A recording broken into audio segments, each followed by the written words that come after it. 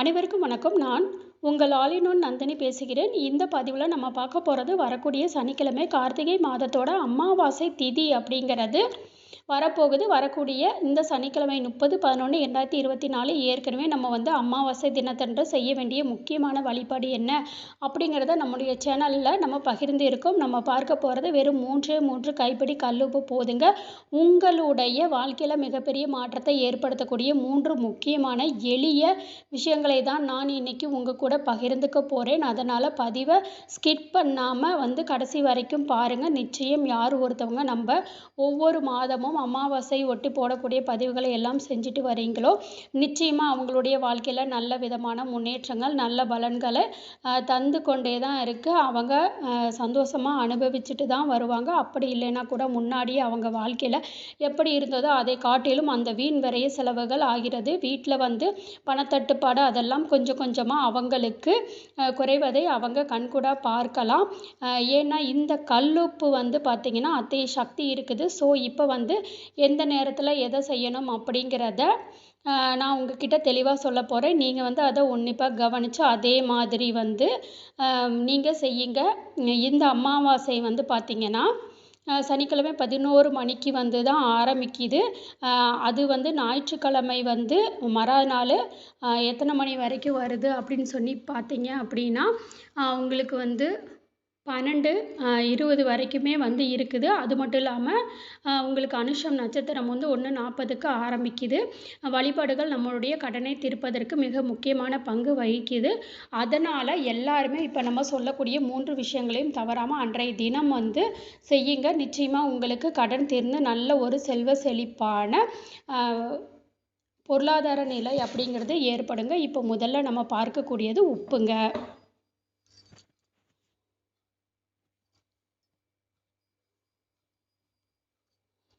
உப்பு மூட்டை வழிபாடு. இதை நம்ம ரெகுலராக ஒவ்வொரு அமாவாசையும் நான் உங்ககிட்ட ஷேர் பண்ணிட்டு தான் வரேன்.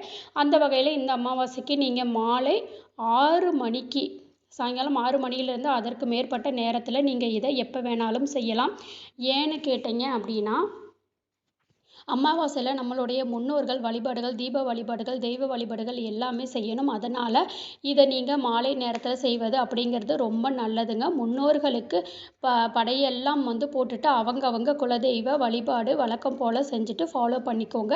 நீங்கள் ஏற்கனவே இதை கட்டி இருந்தீங்கன்னா அதில் பழைய உப்பை டிஸ்போஸ் பண்ணிவிட்டு இந்த துணி இருக்கும் இல்லையா அதை வாஷ் பண்ணிவிட்டு காய வச்சு திரும்ப புது உப்பை அதில் சேர்க்கணும். அதோட வைக்கிறதுக்கு வேண்டிய பொருள் ஒன்று வசம்பு. அதுக்கப்புறம் மேல் ரூபாய் ஏதாவது சில்லறை நாணயங்கள் ஏதாவது ஒன்று வைக்கணும்.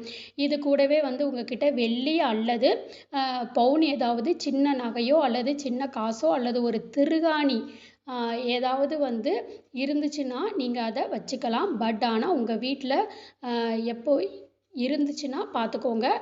வெளியில் மற்றவங்க கண்படும்படி கட்டுவது தான் நல்லதே. இல்லை நாங்கள் சேஃப்டி அவ்வளவா இல்லை அப்படின்னா நீங்கள் வீட்டுக்கு உள்பக்கம் கூட கட்டிக்கலாம். இதை எங்கே கட்டணும்னா நிலைவாசல் இருக்குது பார்த்தீங்களா, சொல்லுவாங்க இல்லையா, நம்ம பொட்டு எல்லாம் வைப்போம்ல மஞ்சள் குங்குமம், அந்த நிலைவாசலுக்கு வெளியில் தான் நீங்கள் கட்டணும். ஜஸ்ட்டு நீங்கள் அந்த ஸ்டிக்கர் ஷூக் அந்த மாதிரி ஒட்டி கூட நீங்கள் என்ன பண்ணலாங்க, நீங்கள் அதை பண்ணலாம். இப்போ பவுன் விற்கிற விலைக்கு வெள்ளி ஒரு நாணயம் அப்படிங்கிறது தான் இதை வச்சுக்கலாம். இதை அப்படியே வச்சோம் அப்படின்னா அது கலர் சேஞ்ச் ஆன மாதிரி கூட இருக்கும். ஒரு சின்ன டப்பாவில் வச்சு கூட நீங்கள் அதை மூடியில் போட்டு வச்சுக்கலாம். இல்லை என்கிட்ட தங்கம் இல்லை வெள்ளியும் இல்லை அப்படிங்கிறவங்க ஒரு பிரியாணி இலையில் தங்கம் வெள்ளி சேரணும் அப்படிங்கிறத கூட நீங்கள் எழுதி வைக்கலாம். இந்த நாணயத்தை கூட நீங்கள் ஒரு ஜிப்லாக்கு கவரில் போட்டு இது பண்ணலாம். ஏன்னா உப்பு கூட இது காண்டாக்டில் இருக்கணும். மூட்டையாக கட்டிட்டு இதெல்லாம் வச்சு அப்படியே கட்டிக்கணும். உங்களுடைய பூஜை அறையில் உங்களுடைய குலதெய்வம் இஷ்ட தெய்வம் வேண்டிக்கிட்டு நீங்கள் உங்களுடைய நிலைவாசலில் கட்டிடுங்க. மேலே மஞ்சள் குங்குமம் வைங்க. நீங்கள் இதை தொடர்ந்து செஞ்சுட்டு வாங்க. எனக்கு எந்த மாற்றமும் இல்லை அப்படிங்கிறவங்களுக்காக இதை செய்கிறத விட்டுடாதீங்க. தொடர்ந்து செஞ்சுக்கிட்டே வாங்க. இப்போ உப்பில் இருந்து தண்ணி மாதிரி வருதுன்னா நீங்கள் உப்பை கூட மாற்றிடலாம். ஒரு கவரில் கூட நீங்கள் போட்டுக்கலாம். அது இருந்து தண்ணி கீழே ஒழுகாது. நீங்கள் செய்ய வேண்டிய முதல் முக்கியமான வழிபாடு, நிறைய போராட வாழ்க்கையில் மாற்றின ஒரு அற்புதமான வழிபாடுங்க. அடுத்து நாம் செய்ய வேண்டியது என்னன்னு பார்த்தீங்கன்னா, மிக முக்கியமான 2வது வழிபாடு என்ன அப்படின்னு பார்த்தீங்கன்னா, அதாவது 5 அகல் விளக்கு வந்து எடுத்துக்கோங்க. அகல் விளக்கு கிடையாது, பிளாஸ்டிக் தான் கப்பு மட்டும் இருக்குது அப்படின்னா கூட நீங்கள் ஜஸ்ட்டு வந்து ஒரு 5 பீஸா வந்து எடுத்துக்கோங்க. இந்த 5 அகல் விளக்கையும் கல்லுப்பு அப்படிங்கிறத வைக்க போகிறோம். கல்லுப்பை வச்சு இதை வந்து நம்ம சனிக்கிழமை இரவு தூங்க போகிறதுக்கு முன்பு உங்கள் வீட்டோட 5 முக்கியமான இடங்களில் வைக்கணும். அந்த 5 முக்கியமான இடங்கள் அப்படின்னா பார்த்தீங்கன்னா, நிலைவாசல், hall, kitchen, bedroom, bathroom. So உங்கள் வீட்டில் வந்து மாடி போர்ஷன் இருந்துச்சு, ஹவுஸ் மாதிரி இருந்துச்சுன்னா ஒரு ஹாலில் 1, மேலே ஒரு ஹாலில் 1ன்னு வச்சுக்கலாம். பாத்ரூம், பெட்ரூம் எல்லாம் அதிக எண்ணிக்கையில் இருந்துச்சுன்னா தகுந்த மாதிரி நீங்கள் எடுத்துக்கோங்க. அதாவது அகல் விளக்கில் உப்பு, கல்லுப்பு வந்து போட்டுக்கணும். அமாவாசை அப்படிங்கிறது நாளில் பிரபஞ்ச ஆற்றல் எல்லாமே வந்து அதிகமாகவே இருக்கும். நம்மளை நம்ம வந்து ஒரு சுத்தப்படுத்துகிற ஒரு ப்ராசஸ் தாங்க. அது மாதிரி ஒரு ப்ராசஸ் மாதிரி நம்ம செய்யணும். அதனால் அமாவாசை அன்னைக்கு சுற்றி போடுறாங்க. நம்மக்கிட்ட இருக்கக்கூடிய நெகட்டிவ் எல்லாம் வந்து எடுத்துக்கிறாங்க. நம்மக்கிட்ட மட்டும் இல்லை, வியாபாரம் செய்யக்கூடிய இடங்களில், வண்டி வாகனங்களுக்கு எல்லாம் சுற்றி போடுறது அந்த அமாவாசை அன்னைக்கு செய்வாங்க. அது மட்டும் சுத்தமாவது மட்டும் இல்லாமல் நாம் இருக்கக்கூடிய இடத்திலும் எந்தவித எதிர்மறையான ஆற்றல் இருக்கக்கூடாது அப்படிங்கிறதுக்காக தான் இதை நம்ம செய்கிறோம்.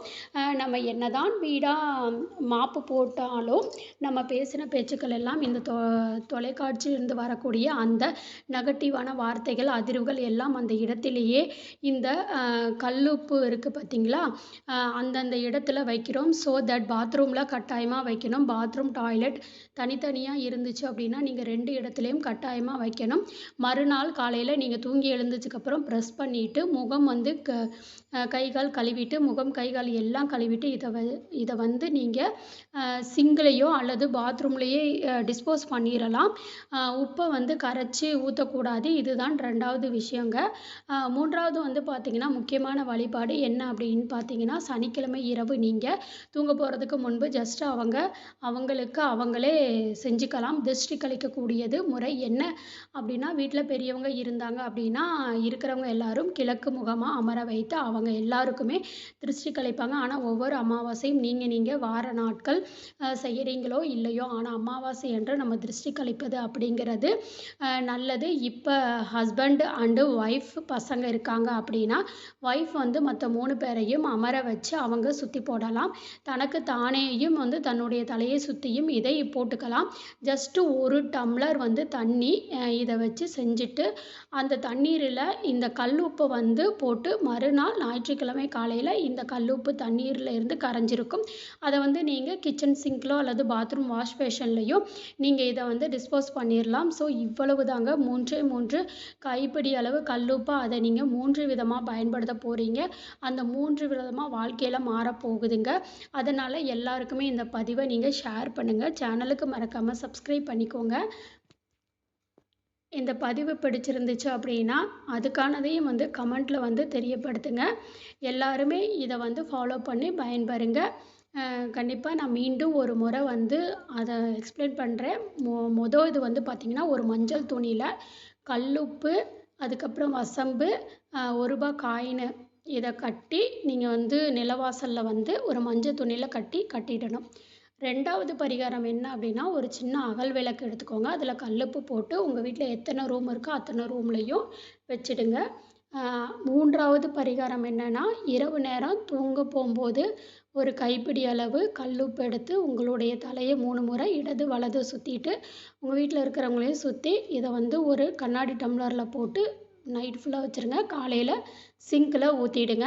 அதே மாதிரி இந்த பரிகாரம் எல்லாம் எப்போ செய்யணும்னா மாலை 6 மணிக்கு மேலே தான் பண்ணணும். அப்போ தான் இதனுடைய பலன் அப்படிங்கிறது முழுமையாக கிடைக்கும். இந்த பதிவு உங்களுக்கு பயனுள்ளதாக இருந்துச்சுன்னா வீடியோவை லைக் பண்ணிக்கோங்க. நன்றி.